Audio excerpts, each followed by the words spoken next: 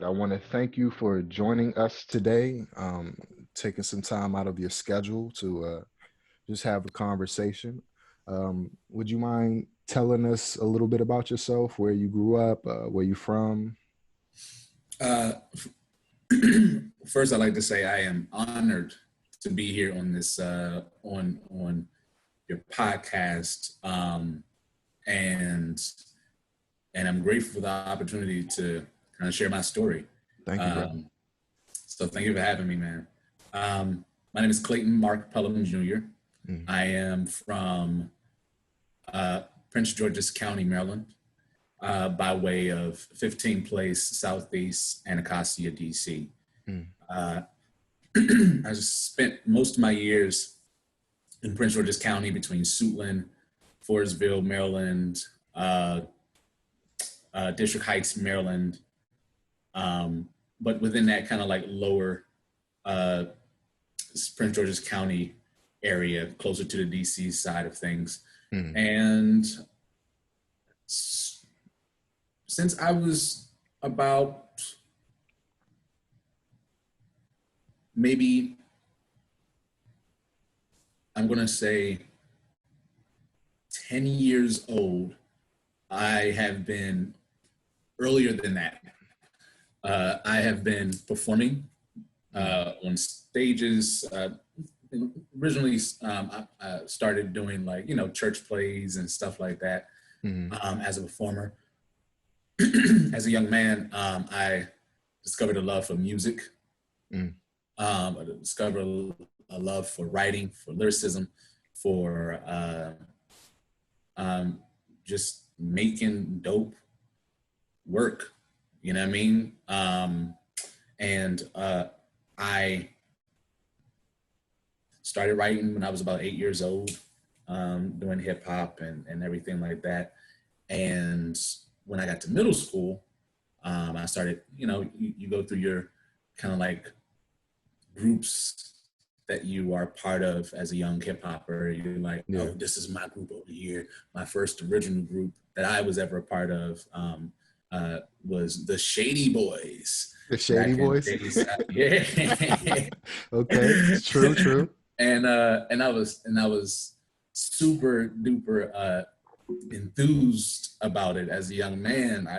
I went out and I bought shirts that said Mm. Shady Boys on the front of it, and my name at the time was Big C, because Mm. everybody out during that time was Lil Bow Wow, was Lil Romeo. And it's funny because it's like it's continue, that tradition is continuing on, and I was like, no, I'm Big C. And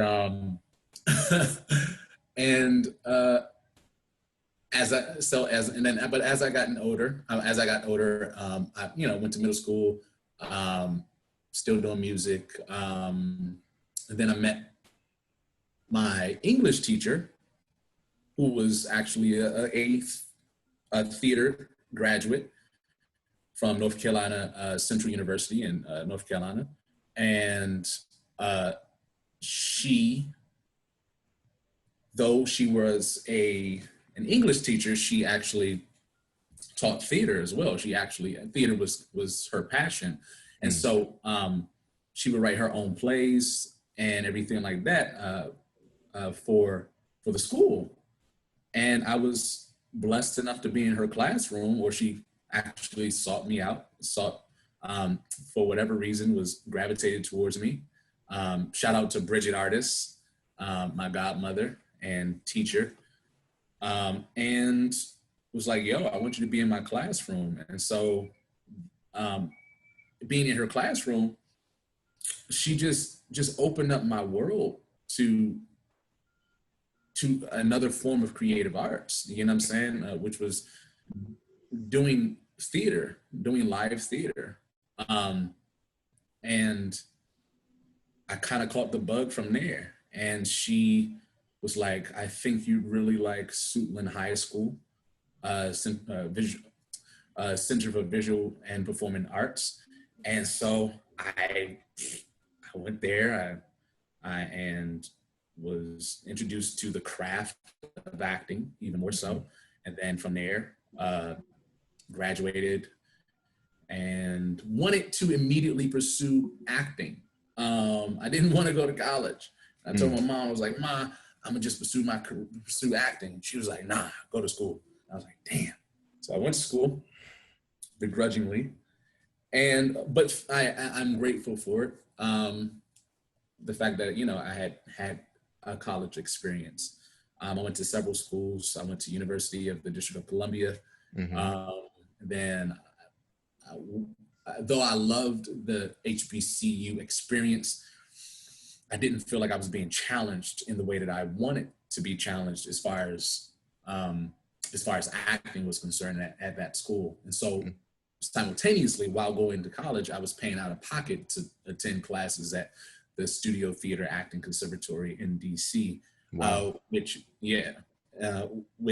is no longer the Studio Theater Acting Conservatory. It's now the Studio Acting Conservatory because they've separated from Studio Theater. And then I left there after about 2 years and moved to Georgia to try to pursue a career in acting. I just went too soon. I think I left and went to Georgia in Atlanta about 2010. And it was music was popping at that time, the Atlanta scene, but it just wasn't what it is now. It And wasn't developed yet. yeah, it wasn't. It was still developing to be like the kind of like a film centered area as well. You know what I'm saying? So I kind of left too soon, but I'm glad that I went because now I know I have another avenue to go and pursue acting and pursue music in down there. Then I went to LA. I went to the American Musical and Dramatic Academy. While I was in Georgia, I applied for AMDA and got accepted. Stayed there for about a year. Couldn't continue paying because of loans and stuff like that, and ended up coming back home in 2012, back to Maryland. But I was like, all right, I'm gonna get it. I'm just gonna grind. And I started even before I went back to taking classes, I started looking for auditions. I started finding auditions in the area. My first show back was A Raisin in the Sun, filmed with B. Steadwell, who was at the time a Howard University grad film student. Okay. And I worked on that, and then from there I started doing like some smaller community theater productions. Greenbelt Arts Center kind of gave me my start into the acting world, and then also I went back to Studio Theater Acting Conservatory to finish off my curriculum, to finish off my training and everything like that, and I finished it about 2005, and I was like, man, I'm just going to because it was around May when I graduated from the program, and I was going to take that summer and just like, I'm going to just take it this summer and just relax because I've been going. And the spirit was like, no, keep looking, keep going. And I found an audition that led me to the Anacostia Arts Center, and for a production called Solomon and Marion. It was like Anacostia Playhouse, Hot Dog Days of Summer Play Festival, and got into my first. Well, it wasn't my first professional gig, but it was my first gig after finishing my training, and then the ball just started rolling from there, man. Like shows and work started coming in. I started getting bigger gigs. A year later, after graduating, I was receiving Helen Hayes nominations and Helen Hayes awards for my production of Words Become Flesh back at that same theater, Anacostia Playhouse, but through Theater Alliance company that runs the theater company out of Anacostia Playhouse. And and then doors began to open from there. And I've been going. Of course, I've had my ups. I've had plenty of downs, emotionally, career related. uh, um, just I've been through the roller coaster throughout this 5 year span, from 25, really kind of getting, just really starting off as a professional artist to now being 30, having matured, can now look back at those things retrospectively and be like, damn, I kind of went through a good amount of what I feel like a lot of artists go through, you know what I'm saying? Mm.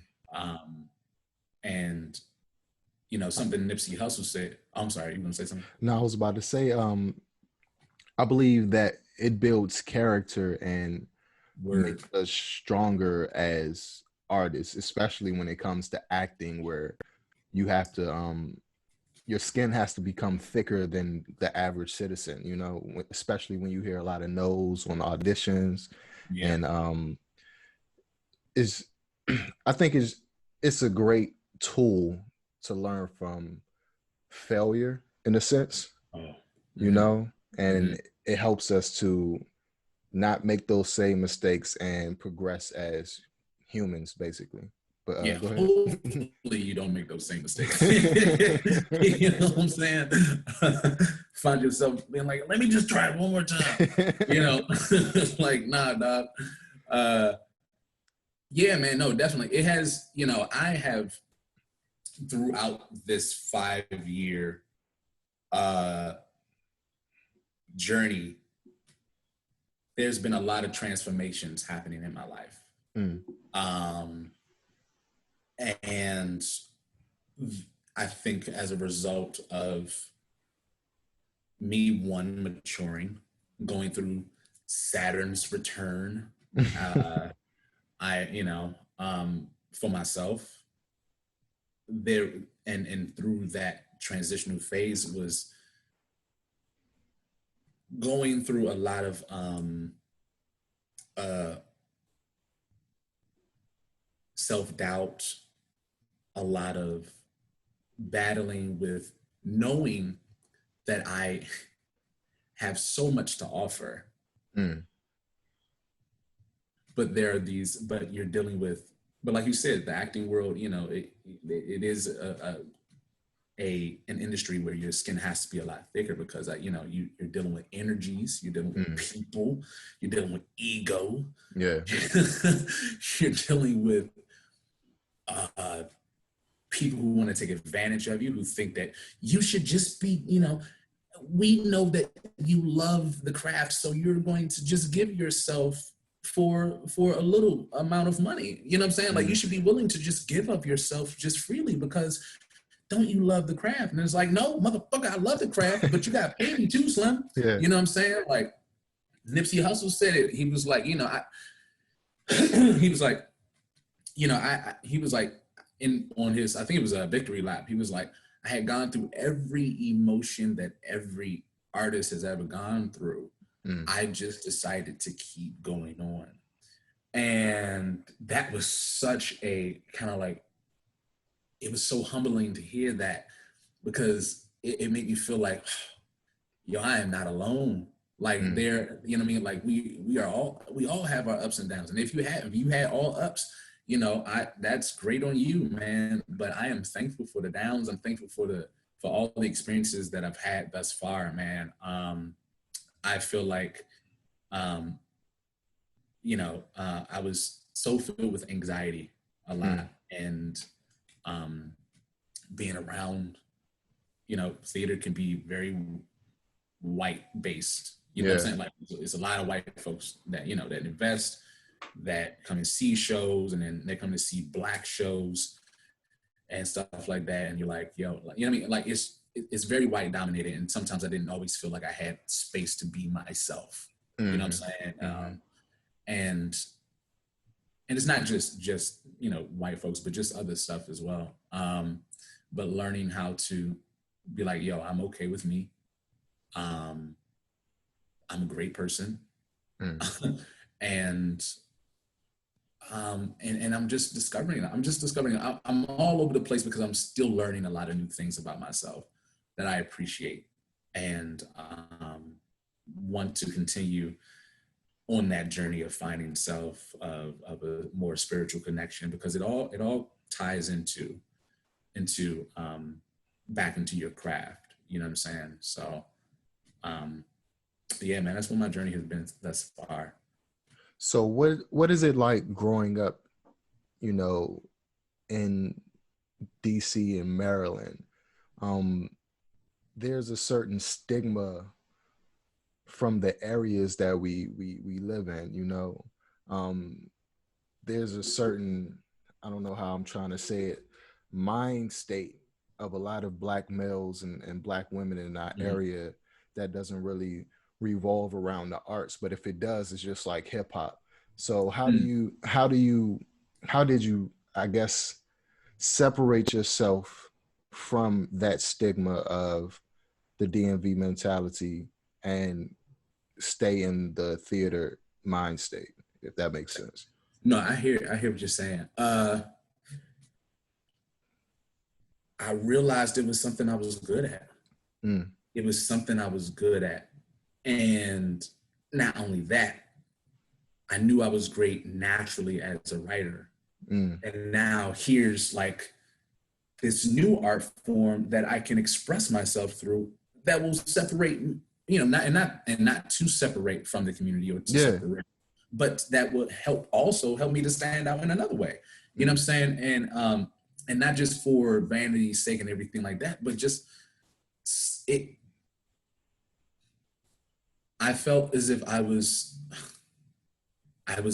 just being introduced to a whole nother world, and I was excited that I was learning something new, and that it was a craft, mm, and I think and acting gave me a purpose for a mm, lot of things. It gave me something to harness a lot of my energy into, um, and to focus on,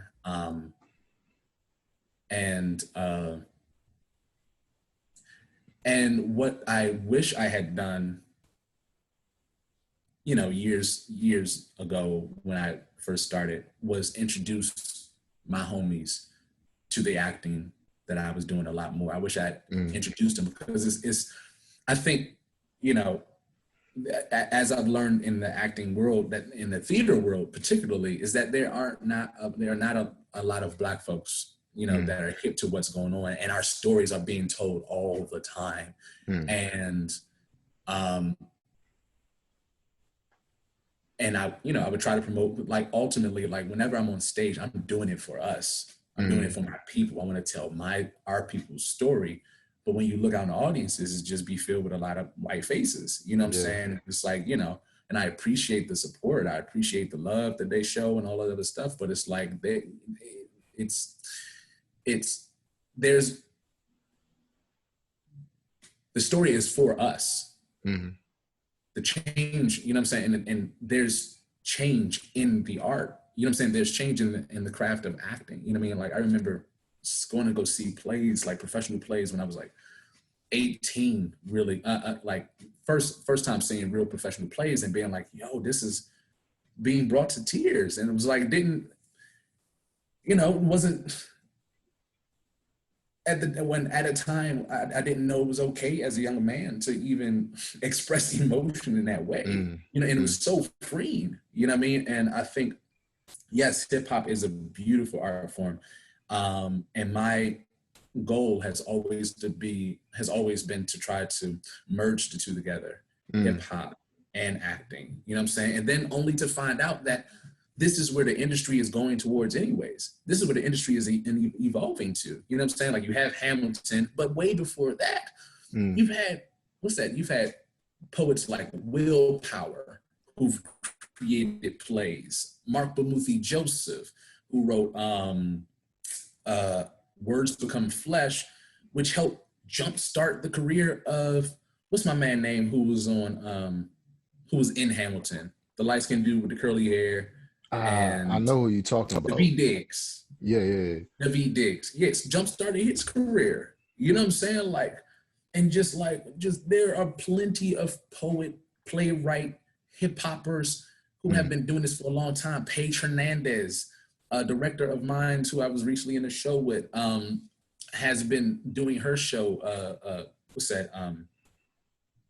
Uh, Man, I am blanking on the name of her company, but Page in Full. You know what I'm Mm, saying? And she's been rocking and rolling as a hip hopper, as an actress, and so these worlds can unite. You know what I'm saying? We just have to we have to be introduced to it. mm, We have to be educated on it, on the importance of the arts outside of what's readily available, outside of what's on TV or what's in the films or what's on the radio or what's available right now. Like mm. there's we have to, as a people, and the thing about it is that in Prince George's County, us being the wealthiest Africans, quote unquote, African American county Mm. in America, we have, I think, we don't know how blessed we are and what we actually have available to us. And I think sometimes, you go somewhere and you visit New York and you're like, oh, Times Square is amazing, in comparison to someone who's like been walking past it all their lives. They're like, oh yeah, Yeah. yeah, whatever. You know what I'm saying? I think that's the same kind of mindset here. It's not that our people wouldn't be interested. It's just that they've had access to it but didn't know it. You know what I'm saying? Or man, it's interesting, man. It's Yeah. interesting. I'm seeing a shift now happening in Prince George's County, where the arts is now even is broadening even more. And so folks don't have to feel like they have to. I think that's what it was too, was that folks felt like they had to go to DC in order to get some arts. You know what I'm saying? Yeah. So like now, I think now it's blossoming more in the county, and I am aiming to be a part of that growth, however it manifests, and I want to put my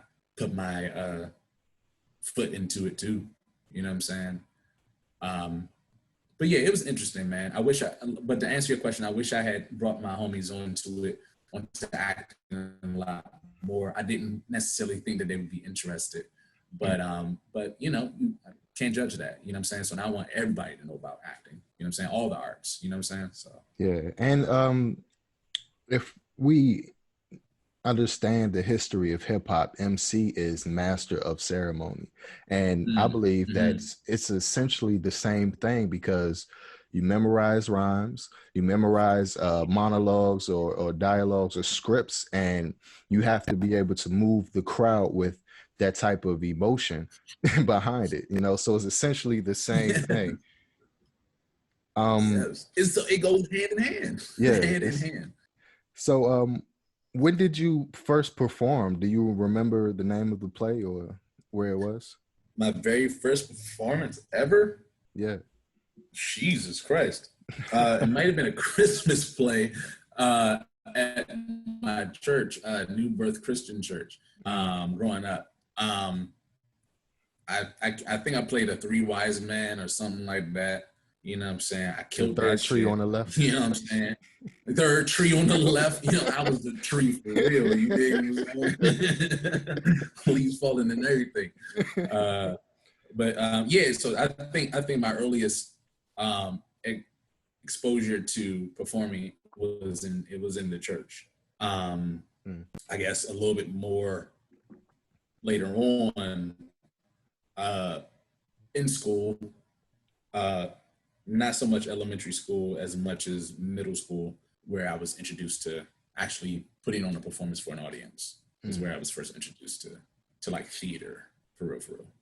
Now, for Suitland, both of us are Suitland alumni, and Yeah. are there any like founding principles or foundations that you carried from a theater from Suitland into your acting today? Well, I can't. I don't know if I could. Some principles that I stand by. I'm going to say that we were blessed to have a very passionate teacher, Mm. Isis Clay. Absolutely. As known at the time as, well, her name is, she likes to be known as Isis, so I won't say her name, but Yeah. Isis Clay was really, and she drilled us, you know what I'm saying? And like she really she wanted to make sure that we got it, that we understood it, that we enjoyed it, that we respected the craft, you know what I mean? And it wasn't just like, oh, this is just like, we're gonna do some plays, you're gonna do some monologues. And no, she wanted, how do you break down a scene? How do you what is it that you're trying to say? What is it that you're trying to convey through saying this line? Breaking, really giving us some college knowledge on acting in high school. You know what I'm saying? And she was tough on us. One, because we was Suitland High School. Yeah. Like, Yeah. don't get it twisted. Suitland High School was rough. She had to be. She had to be tough. So she had to be tough. Yeah. You know what I'm saying? Because she was dealing with some kids from PG County, like, you know what I'm saying? Like, don't get it wrong, we the wealthiest African American county in the world, but that don't mean that it ain't hood around here either. Yeah. You know what I'm saying? That don't mean that shit don't get popping. You know what I'm saying? That we go through some stuff out here as well. You know what I'm saying? And she understood that about us. And she wanted to make sure that we took and that we really learned this craft, man. And she and I think I learned to respect the craft from her even more so, because she expected nothing, but she expected the best from us. And when you didn't bring that to the table, she knew it, and she knew that you knew that she knew it. You know what I'm saying? And I think that's something that has kind of stayed with me as an artist. Is like, yo, respect the craft. You know what I'm saying? Like, so that's one of my principles. And ever since high school, man, it's just been my aim to understand this thing. Like, I'm still trying to figure it out. I feel like I'm always going to be trying to figure it out, like trying to understand it.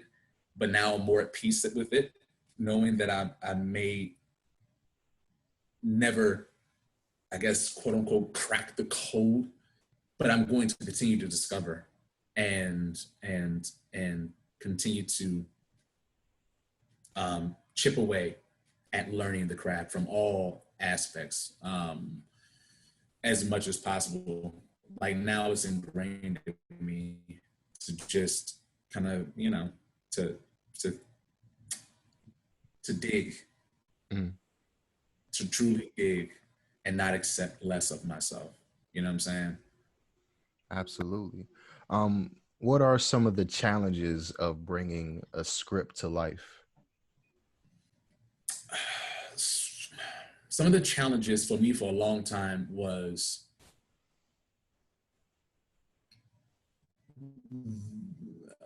though I had learned, we were learning how to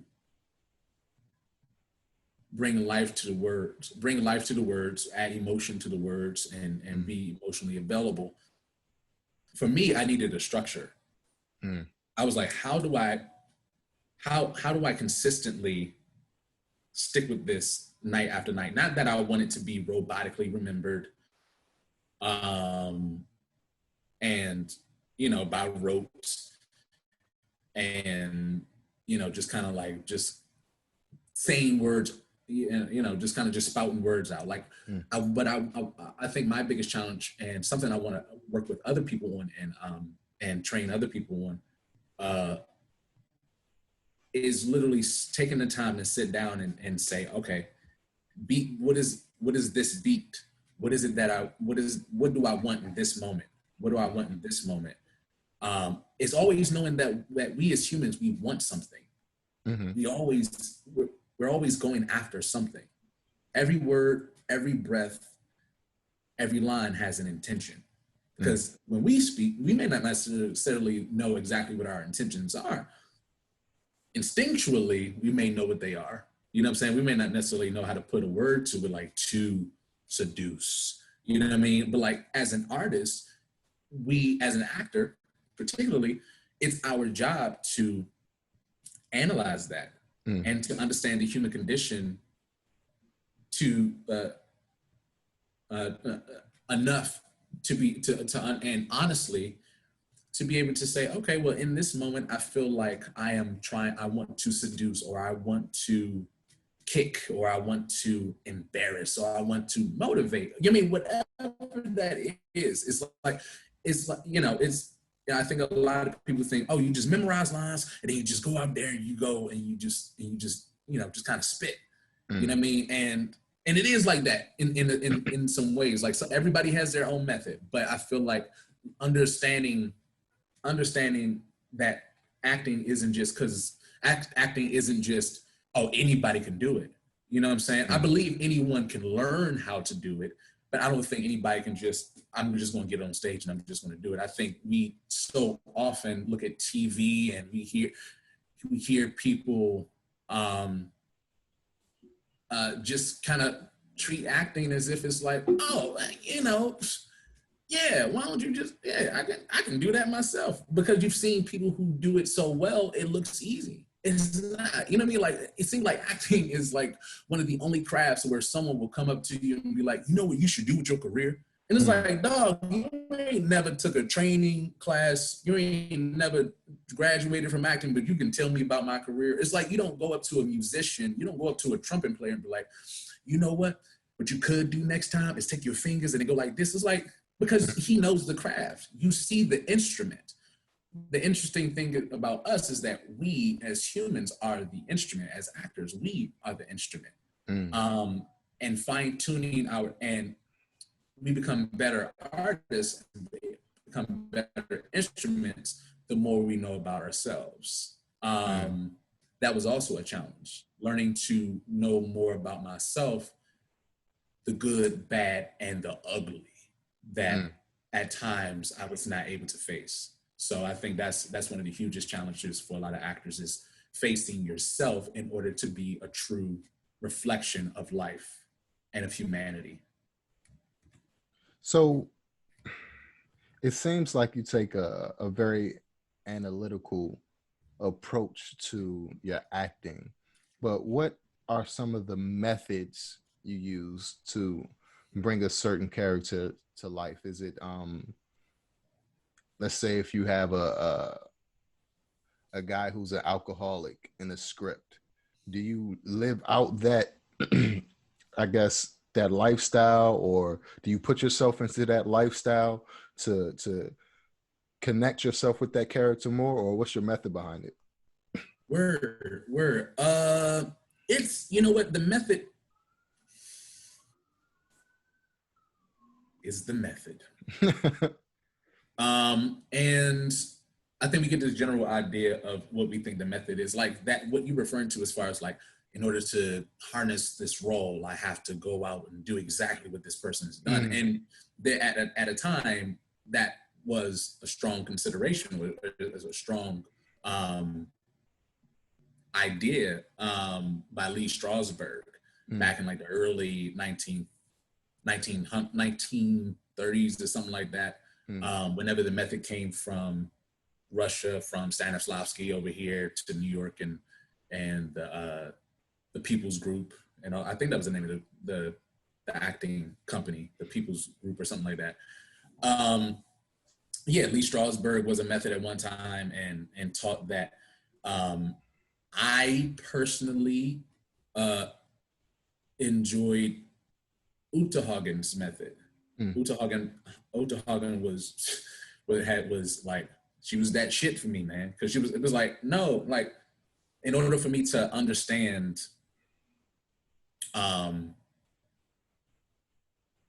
like say an alcoholic doesn't necessarily mean I need to go out and get drunk and get wasted in order to feel that, because I'm at that point, how will I be able to really collect data from that if I'm inebriated? You know what I'm saying? Or I wouldn't be able to function as much as I would like to in order to collect data off of that. So, but what Uta taught, and not just Uta, but just like just like a bunch of methods I pull from all sorts of areas, all different places. I First of all, I start with myself, Mm, um, because it's not about losing yourself. We hear that a lot. Oh, I want to lose myself in a character. It gets really, people like to sensationalize this idea of forgetting who I am. I was this total different person. It's like, no, when I'm on stage, I'm Clayton Pelham Jr. There's that person is still a part of me. mm, However, this is an element of me that I am accenting to bring this character to life. Because we mm, are all things. We are infinite. Us as mm, human beings we are infinite beings. We as much as we just I mean we can be giving as well as selfish. mm, We can be um, we can be loving in the same way that we can be hateful. You know what I'm mm, saying? And I think once once we understand all the sides of ourselves, and we're honest enough with ourselves to say, okay, I have the ability. I, I'm not much different than this drunkard. You know what I'm mm, saying? Like maybe there's some things that I attach myself to in a way of escaping mm, um, the realities of my own life. I may do it through food mm, instead. You know what I'm saying? I may do it through pornography. I may do mm, it through some kind of vice. We all have had experiences with battling with our vices. mm, So it doesn't. I don't need to necessarily go and do this exact thing in order for me to understand it. But there's some validity in being like, okay, um, I did a show, The Brother Size, written by Terrell Alvin McCraney, and the characters were based in Louisiana. And I took a trip to New Orleans. You mm, know what I'm saying? I took a trip to New Orleans just to get a sense of the vibration of the city, the atmosphere. I went to like deep Louisiana, to like one of the parishes. I think it was John Baptist Parish or something like that. I went to Whitney Plantation, and not that all of these things are inside the Brother Size, but just that mm, I wanted to feel the land. I wanted to hear the way the people spoke. I wanted to be in the midst of that world, so I can be able to translate that onto stage. You know what I'm saying? mm, And so I guess that would probably be part of my method. You know what I'm saying? Like traveling to the places where the show is actually placed. And if I can't travel, then try to find some resemblance of that home. You know what I'm saying? mm. Here. Um, but yeah, starting with myself is something that I try to do with every character. You know what I'm saying? I try to start with me. How do I see myself with this person, with this character? How am I like this character? You know what I'm saying? And it becomes a lot easier from there. You know what I'm saying? Um, That's definitely a very interesting point. Just speaking of New Orleans, my lady and I went to New Orleans, I think a year ago, and the energy down there was infectious in a way, you know, yeah. and it seems like whenever we as people travel to different places, we kind of adapt to those circumstances, Mm-hmm. and the energy of that place, I guess we absorb it and it becomes us in a sense. So I can understand why you said that. Yeah. When in Rome, do as the Romans do. You know what I'm saying? Absolutely. Like, Absolutely. you know what I'm saying? Like you learn, oh, well, I can get used to this kind of thing. Mm-hmm. You know what I'm saying? So I think as far as acting is concerned, we're on stage Mm-hmm. in front of an audience, or we don't know what it's going to be now and amidst COVID, but and literally you're just on a stage that has been created to look like a place, but you have to be able to transport yourself and find the reality in your imagination to create the environment of this place. You know what I'm saying? That's a huge element of acting is environment. What is this? Where are you? Mm. And how does this environment affect who you are? You know what I mean? Like, there, of course, you know, you be on stage, you know, it'd be cold as hell in there because they blasting AC. Mm. And you got to be, you know, you got to be on the beach. How do Yeah. you do that? Use your imagination. You got to understand the environment. You got to understand what that environment feels like to you, the sand under your feet. You know what I mean? I tend to be a detail-oriented person, you know what I'm saying? And so I think that's one of the things that I really enjoy about acting, writing, is the ability to dive into the nuances of something, you know what I'm saying? And discover all those little nooks and crannies that makes the bigger picture of the puzzle, you know what I'm saying, so to speak. Is it hard to, I guess, in a sense, to shake off a character once the production is over? Or do you still have those, I guess, personality traits that you created within that character? For some people it is. Mm. I'm going to say that I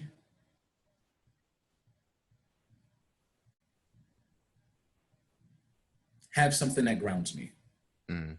in who I am. And I think as an actor, it would behoove you to do so as well. Sort of like Inception, the movie Inception with Leonardo DiCaprio and Mm. all of them. They had totems. Mm. Something that whenever they came back out of Inception, they would use their totem to be like, okay, I'm back in reality. You know what I'm saying? I'm back here in my skin. I am me. You know what I'm saying? And for me, that's hip hop. Mm. I remember I was doing Native Son, and I was playing Bigger Thomas. And if anyone who knows that knows that play or knows that book by itself, that's a heavy story about a young man in 19 what was it the 1920s, 1920, 1930s, I can't remember the time period, but 1930s Chicago, redlined Mm. South Side Chicago, you know what I'm saying? And this character and this person, this human being, Bigger Thomas, is, you know, he ends up killing a white woman, chopping off her head, throwing her body in a furnace. Mm. And we did all of that on stage, running from police. It was triggering in a lot of ways. You know what I'm saying?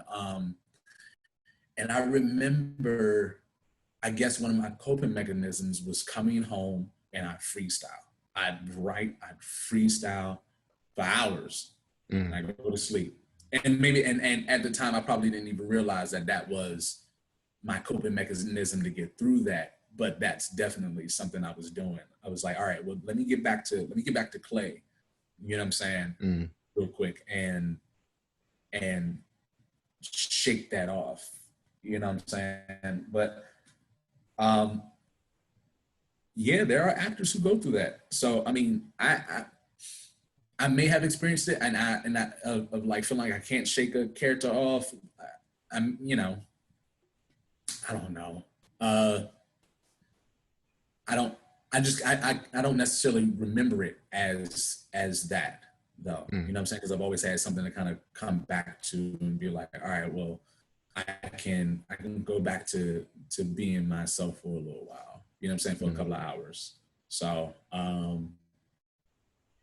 yeah, man. I say for those artists who do experience that, to, you know, it's in general, it's good for actors to have something else outside of acting that that gives them some kind of balance or some kind of grounds or some kind of foundation to, you know, to be themselves, you know what I'm saying? Because the acting world is, you know, it's full of spirits, you know what I'm saying? And our spirits are being tugged every which way because we are accessing certain spirits in order to access our characters more, if that makes sense. That's heavy, man. That's heavy. Um, how many plays have you done so far? Man, I've done about, professionally, I've done about, altogether, I've done about maybe 20 plays so That's far. not bad. Not bad at all, man. It's not bad. No. um, Nice. are you creatively satisfied, or do you yearn for more or bigger roles? I've been blessed to receive main, like leading character roles, and leading man roles and stuff like that. And even roles where I don't play the lead, I'm absolutely satisfied because I don't. It's not an ego trip for me. It's not about I'm the lead character of this play. It's about me. No, it's because every part of the production is important. You know what I mean? I think we get this. The theater world is outside of Broadway. I don't know much about Broadway, but I know Broadway is very commercial based, and so they reach out to, you know, more often to movie stars in order to sell their seats and stuff like that. But in the acting world, it's theater world. It's when I talk to actors, you know, yeah, you know, there may be some actors who be like, man, I wish I had this role or this and the third, but like, I feel like in the theater world, we're a little bit more grounded because we understand that every bit and piece, everybody has a unique role, no matter how big or how small it is. You know what I'm saying? It's Even like if a machine. it is, it's a well-oiled machine. We're all on stage to try to create this story. You know what I'm saying? This moving story, this moving picture that's not the original moving picture outside of film. You know what I'm saying? Like we have to think, it's a collaborative effort. You know what I'm saying? And who knows? Was that Sidney Poitier? I remember watching an interview and he was like, my very first role I did, I was so nervous. All I had to do was walk across the stage and say a line and then go on about, you know, the rest of the show. And it was, you know, very small role. He was nervous to death. He ran out there, he did his line and thought he pretty much failed at his acting career. And then got an honorable mention from a critic in the newspaper for this one small little role. That's how. So it's not about how big the role is or how small it is. What you do with it is what makes it grand or makes it small. There are no small actors. There are no small roles. I mean, there are no small roles. There's only small actors or small-minded actors. You know what I'm saying? Like, think big, man, and you can you can make a huge impression. You know what I'm saying? So, do you have a philosophy towards acting? Actually, it came from Utah, and it's one of my favorite quotes, and it ties into my philosophy. Theoretically, the actor ought to be more sound in mind and body than other people, since he learns to understand the psychological problems of human beings when putting his own passions, his own rages, his own loves and fears to work in the service of the characters he plays. He will learn to face himself, to hide nothing from himself, and to do so takes an insatiable curiosity about the human condition. I'm always curious about the human condition.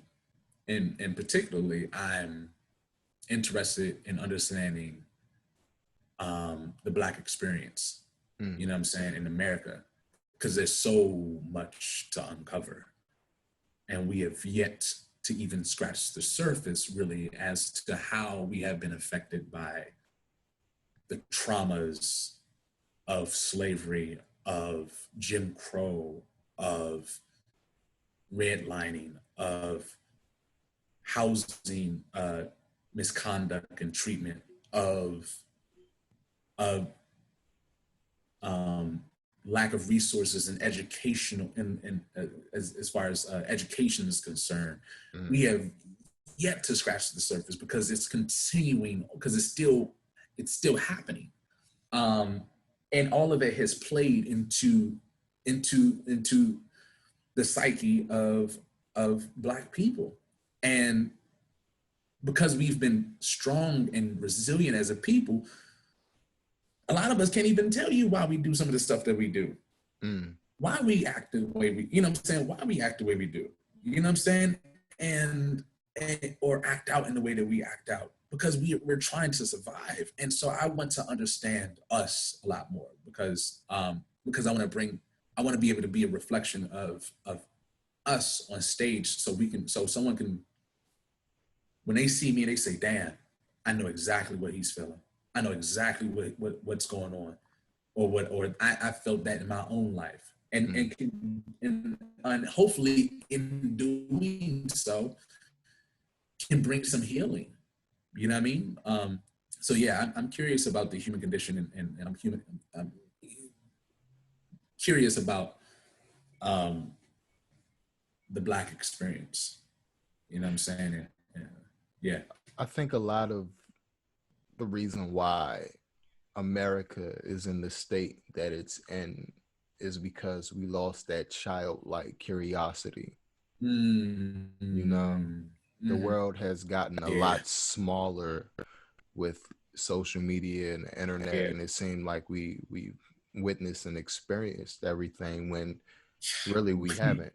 We have not. Yes. Yeah. I absolutely agree. You know, and even in talking to my niece, she's 13 now, so she's about to be 13 very soon.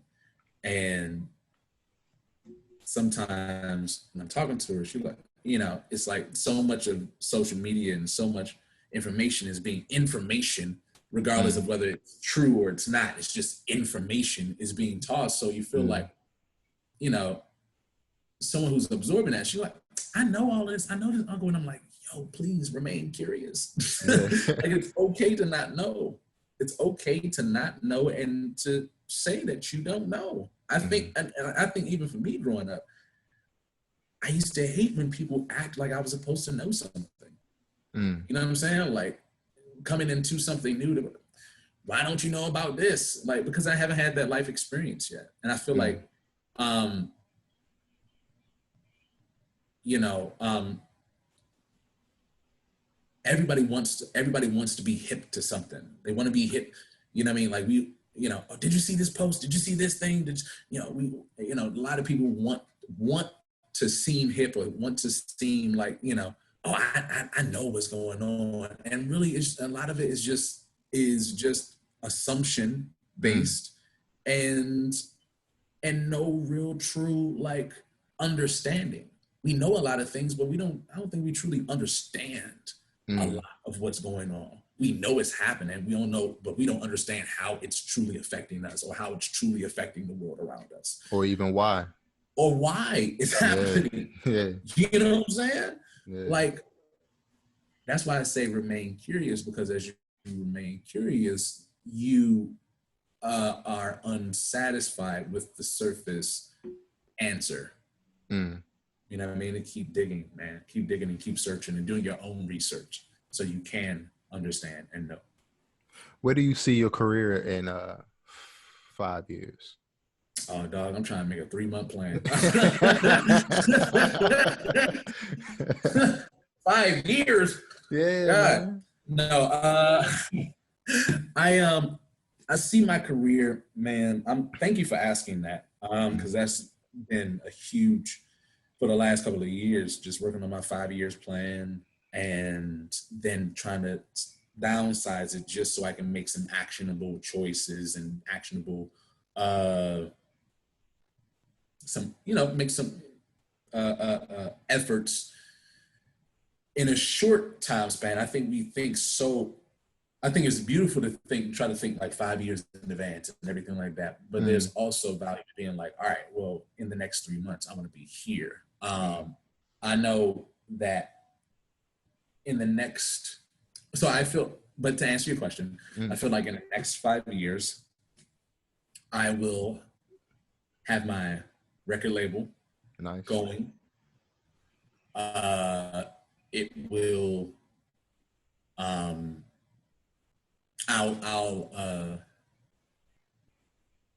think I'll be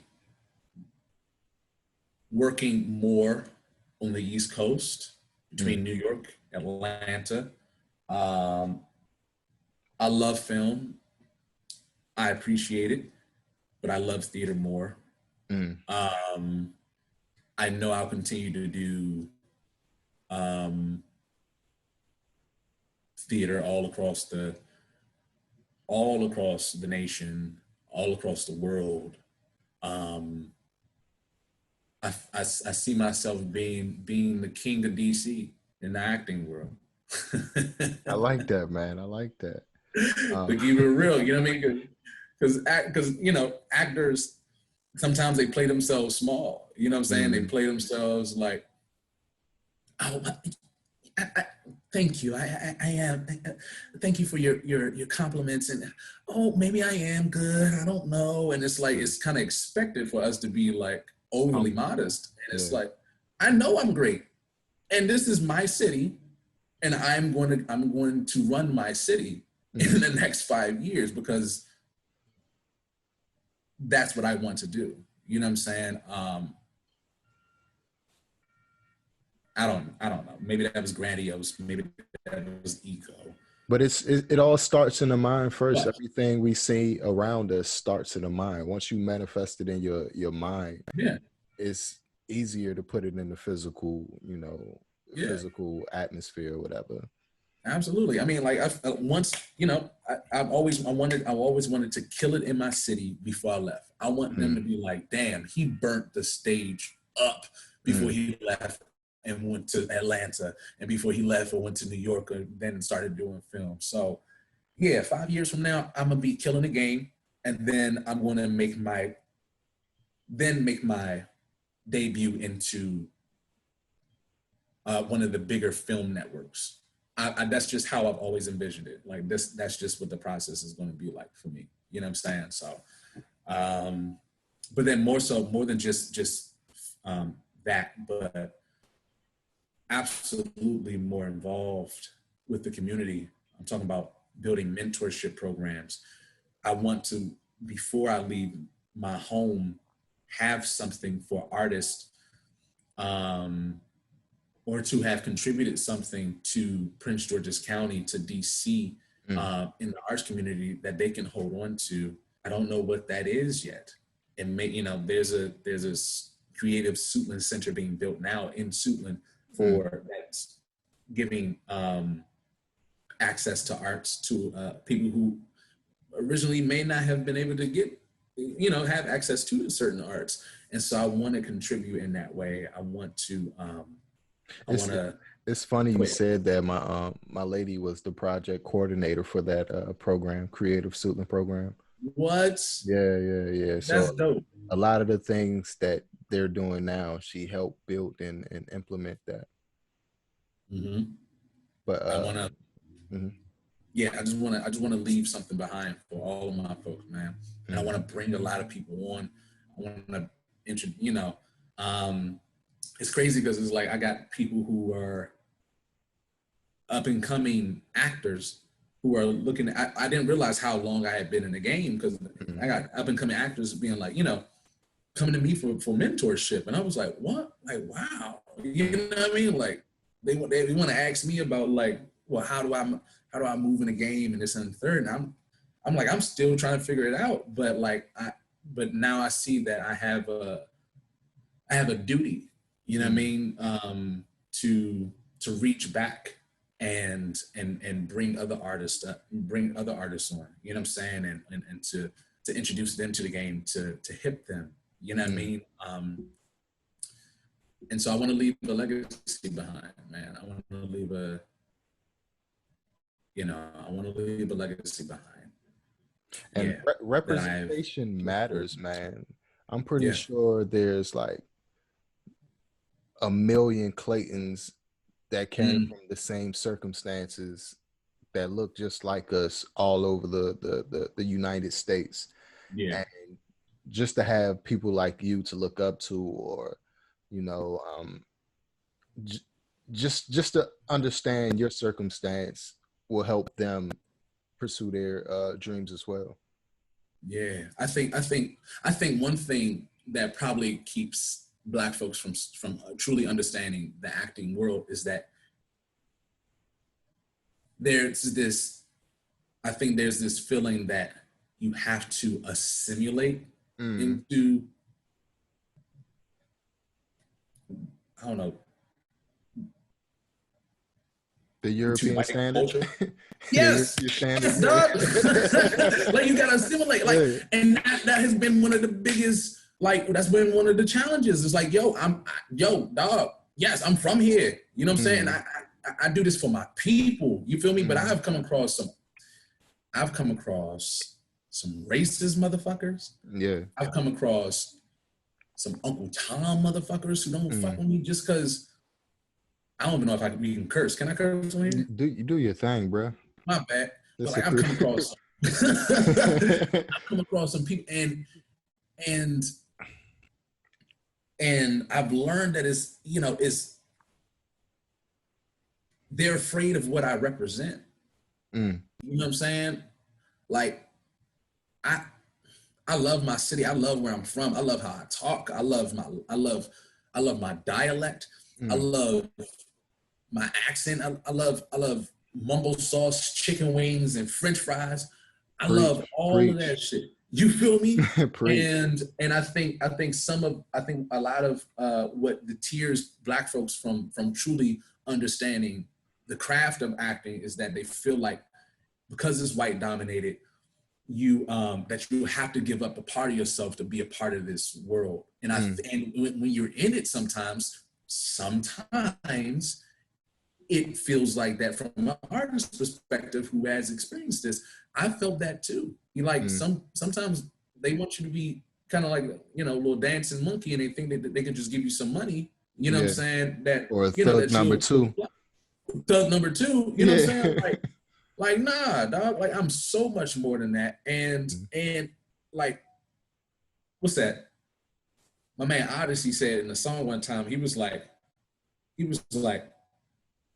speak that proper shit to let you know that I can play the game too, but Mm. understand I'm from the streets for real. You know what I'm Mm. saying? Like I'm from here for real, man. And I don't want to ever lose that part of myself trying to chase after um quote unquote uh fame or success in that way. I think success is learning how to be myself, bring something to the stage, transform, and then being able to be myself. You know what I'm Mm. saying? Come back to me. You know what I'm saying? And showing that, yeah, Black folks, we can do acting too, and we ain't gotta be whitewashed. You know what I'm Yeah. saying? Like you ain't gotta go by the European standards. Like nah, like and that's what Atlanta is showing us. Atlanta is Mm-hmm. showing us that there's room for us to be ourselves, and there's room for us to own our own shit. Thank you, Tyler Perry. I know we hated on Tyler. I hated on Tyler Perry for a long time, but now in the state of America, where Yeah. entrepreneurship for Black folks is so important, Yeah. big shout out, big love, because it's like, dog, yeah, we can do it. You know what I'm saying? We need something for our own. You know what I'm saying? So yeah, that's how I feel. You feel me? Mm. We got just two more questions for you. Word. Um, what's the last thing you do before you step out on stage and the curtain goes up?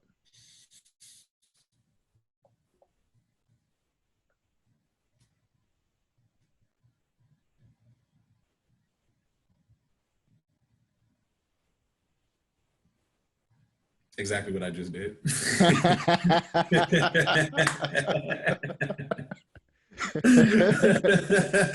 uh, I take a time for self, man. I take a Mm, time for me. Um, I check in with my cast members. You know what I'm saying? I, I try to check in with them.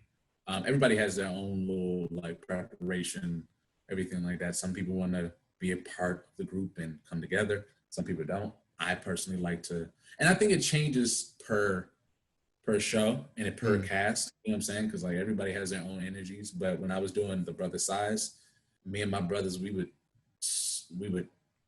speak affirmations mm, to the universe. We would speak our ancestors, like, yo, who we doing it for tonight? Who we doing it for tonight? Who we mm, doing it for tonight?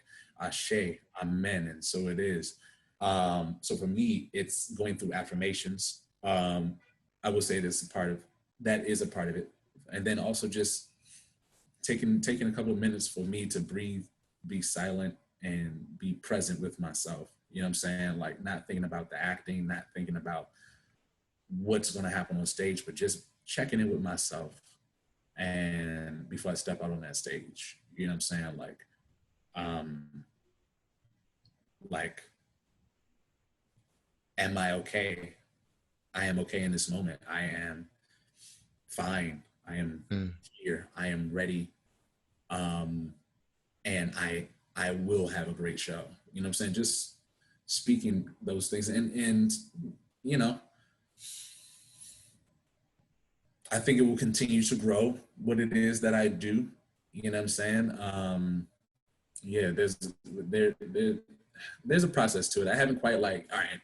Some people are like really strategic. Like I got to do this. I got to do this. I got to fold a napkin 3 times, and it's like no, just I just need time to self. So for the most part, Just breathe. hell yeah, definitely. And So it's you're an extremely complex individual, but can you define yourself in 3 words?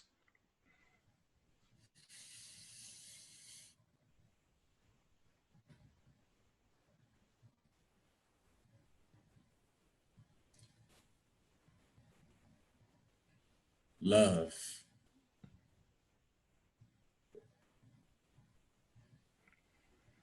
kuchichagulia, Mm, which means self determination,